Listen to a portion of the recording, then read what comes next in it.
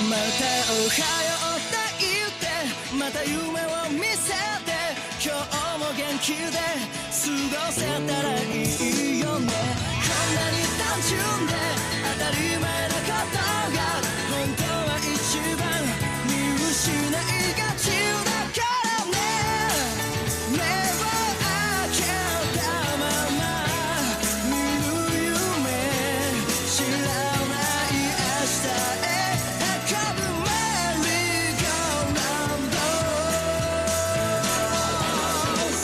君と肩を組んで君と手をつないで恋人だったり友達でいたいからおはようって言ってまた夢を見せて自然なその生き方でいいからさ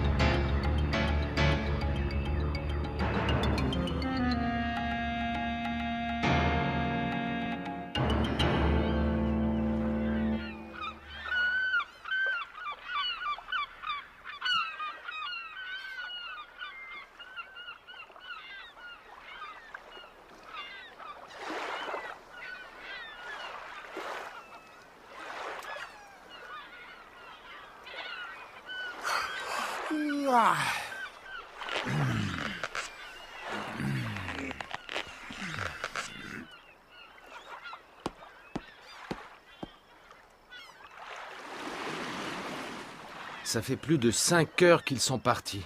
Bon sang, est-ce que quelqu'un peut m'expliquer comment des hôteliers peuvent décider d'abandonner leur hôtel et laisser leurs 36 clients en plan? L'explication est simple. Ils se sont payés notre tête et en plus ils se sont fait une fortune sur notre dos. Ils ne nous ont pas vraiment volés, en fait. Ah oui, parce que tu t'imagines qu'ils sont partis en laissant le trésor ici, peut-être. C'est vrai. Pour une fois, je suis entièrement d'accord avec Tonpa. Super, mais en l'occurrence, il n'y a pas de quoi se réjouir. À propos du trésor, je suis allé faire un tour dans la chambre des hôteliers. Et il est toujours là. Alors ils l'ont oublié en partant? Oublier le trésor? N'importe quoi. Oui, il doit sûrement y avoir une explication logique, mais laquelle? Tu crois qu'il pourrait s'agir de l'épreuve? Je n'en sais rien. Et pour l'instant, on n'a pas assez d'éléments pour le savoir.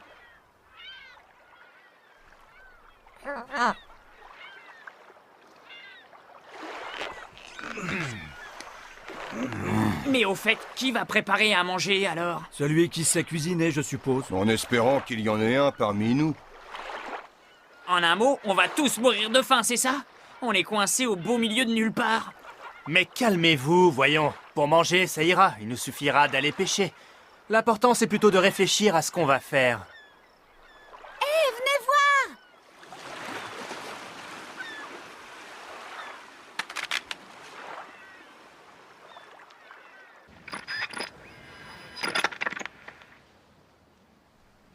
voir! La radio est cassée?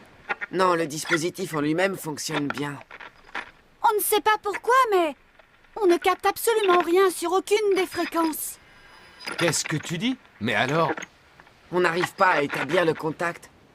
En clair, ça veut dire qu'on est coincé ici. On est véritablement des naufragés.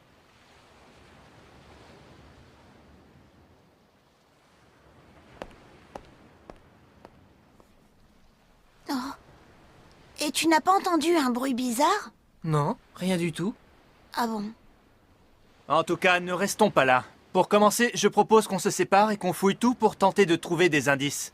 Je suis d'accord, faisons ça. Tu peux encore essayer d'établir un contact? Oui, bien sûr, je continue.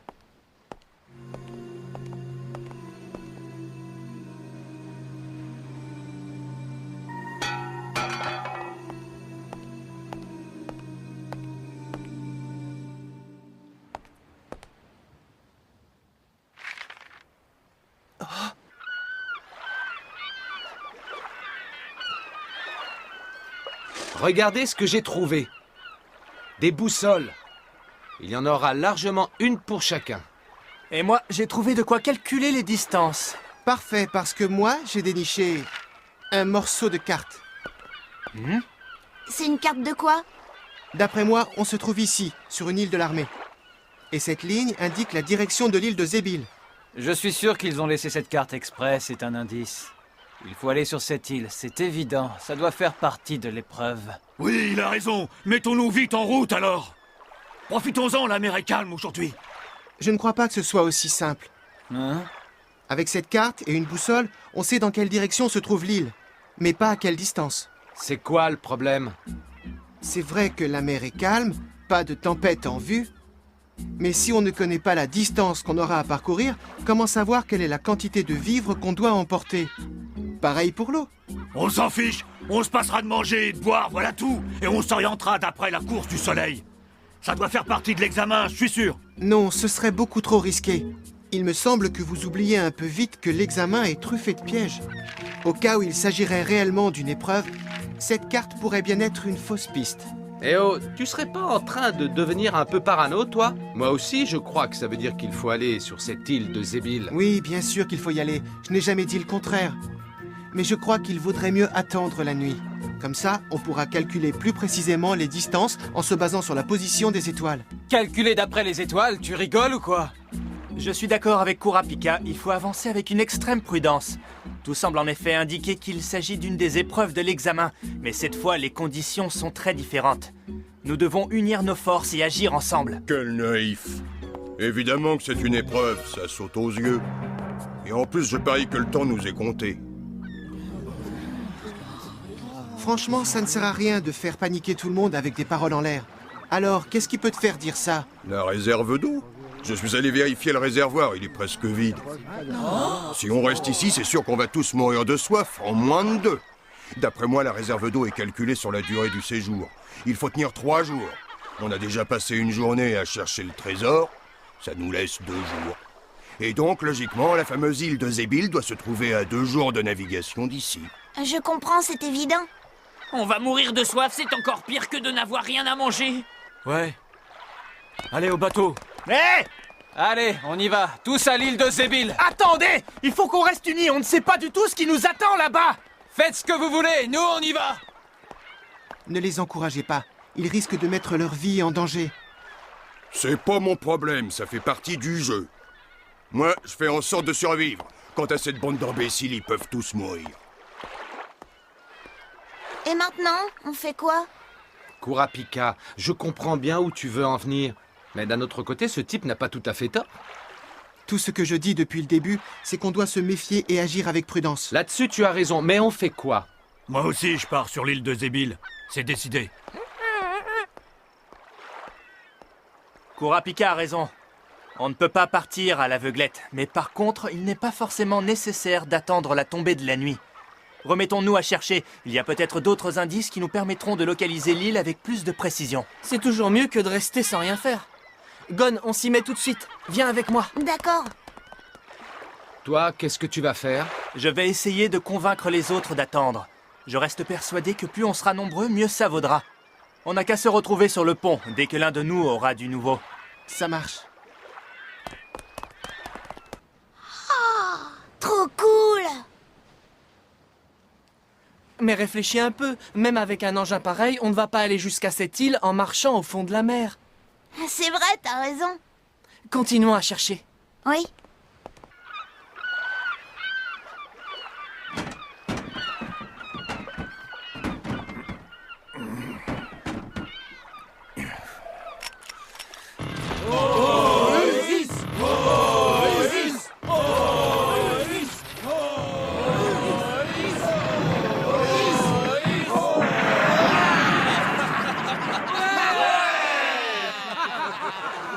Il ne nous reste plus qu'à réparer les trous et on embarque. Attendez!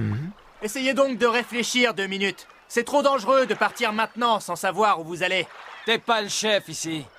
Lâche-nous! Arrête de nous prendre de haut. Crâne S'il neuf. croit qu'on va rester ici sans rien faire, il se met le doigt dans l'œil.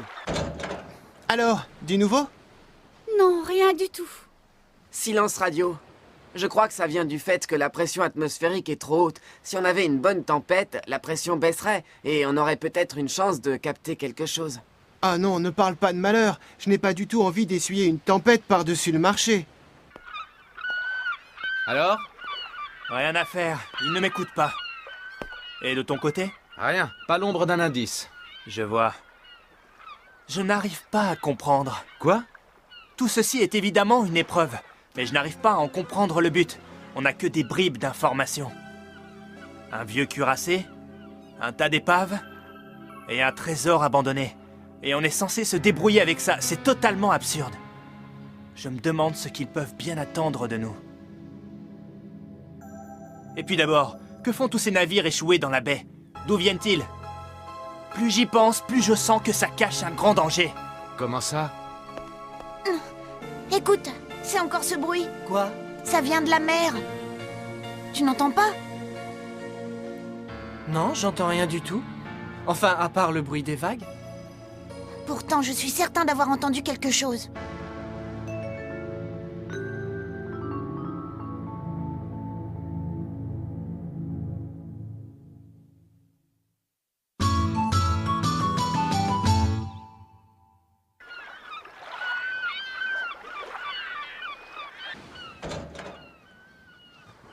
Ah, Hanzo. Comment ça s'est passé? Je vois, ça ne m'étonne pas, tu sais. Les 30 personnes qui sont ici ont bataillé dur pour y arriver. Ils ont déjà passé plusieurs épreuves difficiles. Et pour ça, ils n'ont pu compter que sur eux-mêmes. Ils n'ont eu recours qu'à leur intelligence, leur patience et leur force physique. Ils ne sont pas habitués à compter sur les autres pour réussir. Cependant, dans cette épreuve, on risque notre vie. Enfin, en tout cas, c'est l'impression que j'ai. Je suis d'accord, moi aussi je sens un danger. Mais je suis totalement incapable d'expliquer pourquoi. C'est mon instinct de ninja. Malheureusement, ça ne suffit pas. Ce n'est pas avec mes intuitions que j'arriverai à les persuader. Tu as raison. On a fait tout ce qu'on a pu, tant pis pour eux. Il ne nous reste plus qu'à attendre maintenant, on verra bien. À moins qu'il y ait encore un dernier moyen de les convaincre. Kurapika, en fait il y a autre chose qui m'inquiète. Mon instinct de ninja me laisse présager le pire. C'est inexplicable, mais je sens une grande menace qui viendrait de la mer. Quelque chose se prépare. Je suis persuadé que c'est à ce moment-là que commencera la véritable épreuve. Je crois que c'est l'avis de tous ceux qui ont décidé de rester, Kurapika. Ça veut dire qu'il n'y a plus qu'une seule chose à faire. Comment ça? Qu'est-ce que tu veux dire? Ce que je veux dire, c'est ça. Il faut maintenant qu'on choisisse un chef. Hein?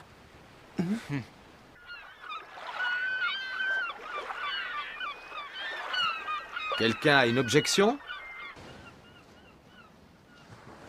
Bon, alors c'est décidé. Jusqu'à ce que nous ayons réussi à atteindre l'île de Zébil, c'est donc Hanzo qui sera notre chef et Kurapika sera son bras droit. Vas-y, Hanzo, on t'écoute. Ce n'est pas mon genre de jouer au petit chef et d'imposer mon autorité. Mais je suis un ninja. Et la grande force des ninjas vient de ce qu'ils sont toujours unis et agissent ensemble. C'est ce que nous appelons l'harmonie. Je pense que bientôt notre harmonie va être mise à rude épreuve. C'est pour ça que je vous demanderai d'accepter de collaborer. Joli discours, mais son histoire de ninja, d'harmonie, et si c'était un piège?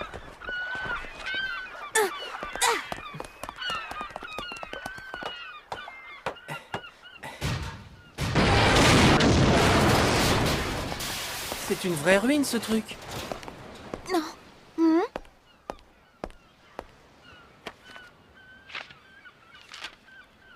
Killua, viens donc voir ça. Dis donc, c'est le journal de bord. Bien joué, t'as trouvé l'indice du siècle. Hein? C'est génial, pas vrai?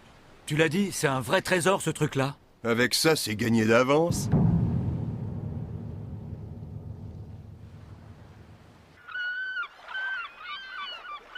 Je comprends mieux. Écoutez ça. Ce cuirassé a été installé sur cette île à la fin de la guerre pour être utilisé comme batterie de canon. Et ce qu'on a là, c'est le journal de bord du commandant. Est-ce qu'il dit quelque chose qui pourrait nous aider à propos de l'île de Zébil? Oui, voilà. Ici. Apparemment, elle est tout près. On peut même y aller à la rame. Ah? Bon, préparons-nous à partir. Ici Ponzu, il y a du nouveau.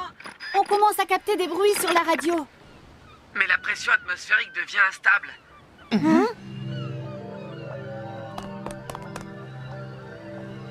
Oh, regardez les oiseaux, ils s'affolent.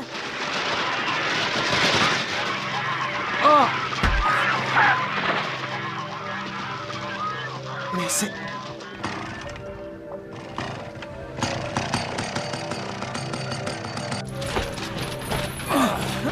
Bon, Ça y est, on n'a plus qu'à charger l'eau et les vivres.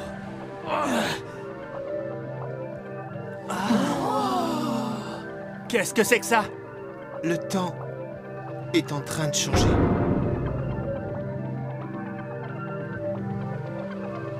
C'était dans ça. C'est pour ça que la radio ne captait rien. Depuis ce matin, ou peut-être même depuis plusieurs jours d'ailleurs, une anomalie s'est formée dans l'atmosphère. Seulement, on ne pouvait pas la voir. Maintenant que le soleil se couche, la lumière rasante permet de la voir à l'œil nu.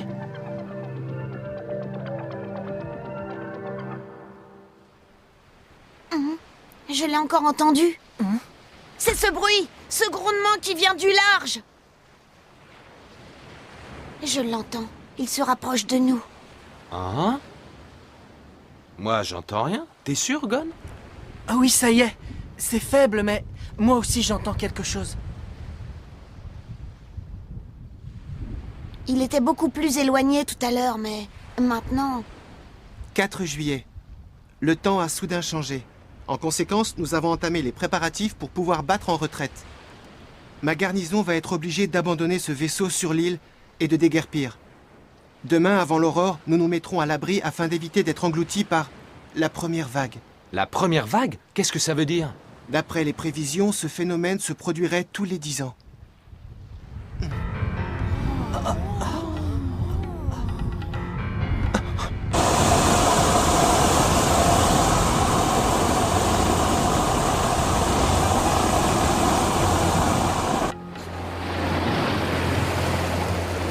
C'est quoi ça? on dégage d'ici et Calme, vite. ça ira. Adieu, crâne d'œuf.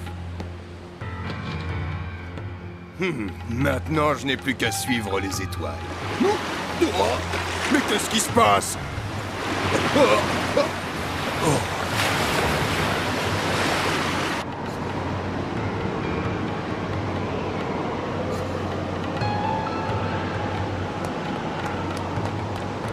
Alors c'est donc ça. C'est une tornade et elle fonce droit sur nous. La force de cette dépression atmosphérique se conjugue à celle de la marée. Ce phénomène est dû à une position particulière des astres. Elle se produit tous les 10 ans. Regardez, les bateaux sont emportés au large. Ils vont couler. Non, Gon! Mais enfin... C'est trop tard! On ne peut plus rien pour eux!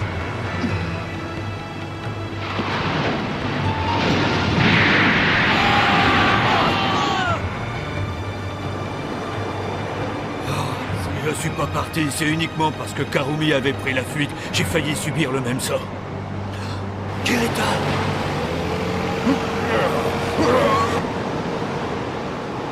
Gon! Gon! La mer commence à monter! Tout le monde aux abris. Dépêchez-vous. Hanzo, le canot, vite! Allons-y.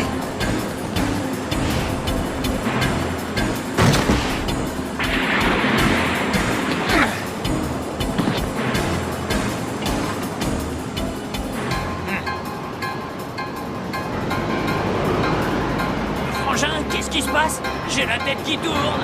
Le vent est trop fort! On a perdu le contrôle, on dérive! Quoi? On va s'écraser. Il faut sauter! Tu rigoles ou quoi? On va mourir.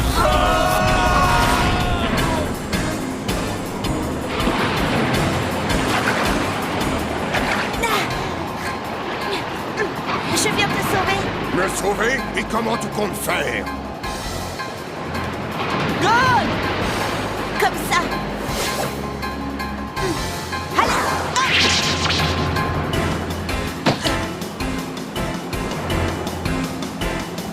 Hé, Gon, attrape!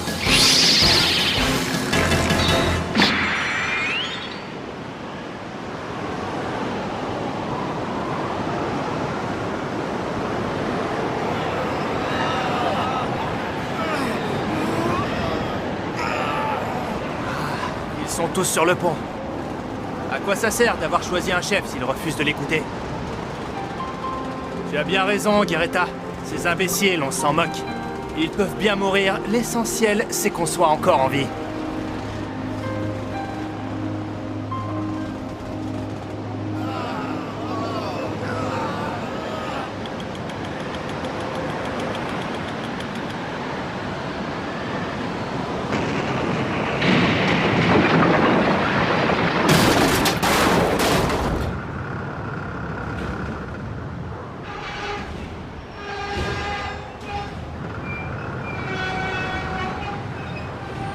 Maintenant, il ne nous reste plus qu'une chose à faire, attendre.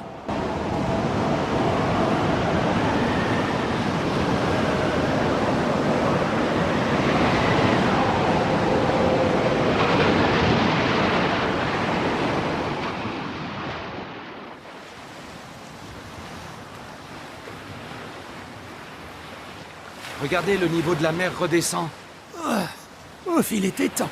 Ne vous réjouissez pas trop vite. Dans 24 heures, on aura droit à la deuxième vague. Elle sera encore plus forte. Hein? Est-ce que ça veut dire qu'elle pourrait nous submerger? Oui. Dans exactement 24 heures, la totalité de cette île aura disparu sous les eaux.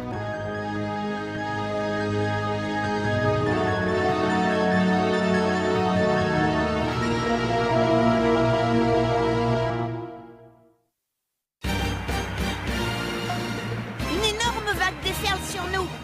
Mais qu'est-ce qu'on va faire? Mais oui, bien sûr. Vague, canon, agitation. Dévie la trajectoire.